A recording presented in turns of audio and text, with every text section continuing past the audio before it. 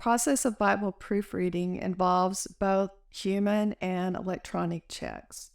On the human side, we still have scanners that print out pages and go through and mark them up with their pencils on set. They have a set of instructions, so they're trying to make sure that everything goes according to that set of instructions. So they're checking things like the running heads, the folios, they're looking at the poetry alignments. We have every translation has different requirements as far as the different formats. Like you could have a list format, you can have a letter format. And so in one sense, we see ourselves as guardians of the Bible translation. And so however the translators initially designed it, they copyrighted it for a very specific reason to present it that way.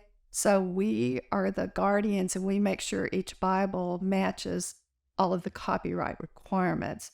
We work with about 40 different translations at this point, and we know the distinctives and the requirements for each translation. So while our scanners are working on paper, we have a whole team that does electronic checks. We check things like the italic words that are supposed to be in a translation. We have one check that will make sure every italic word in that translation that's supposed to be italic is. We do have the same kind of check for the small cap words that might be in a translation.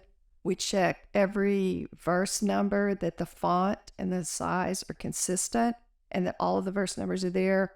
All of those kind of things are electronic checks that our safety check team is doing. We're also constantly developing new electronic checks because we're so passionate that God's Word is perfect that we want to keep developing new checks to be able to check even more things that will be correct.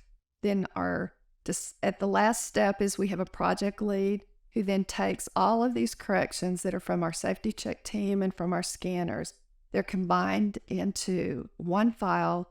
The project lead goes through, reviews every single comment, and sometimes there can be hundreds of comments in a batch, like from Genesis to Deuteronomy.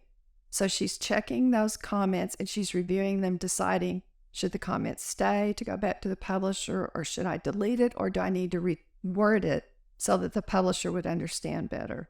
So the last person that sees the pages is the project lead, then they're sent off to the publisher.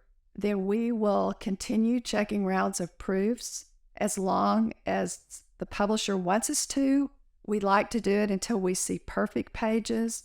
However, sometimes we'll do 3 or 4 rounds and then the publisher will want to finish up themselves. But we'll keep checking until they tell us that we're finished.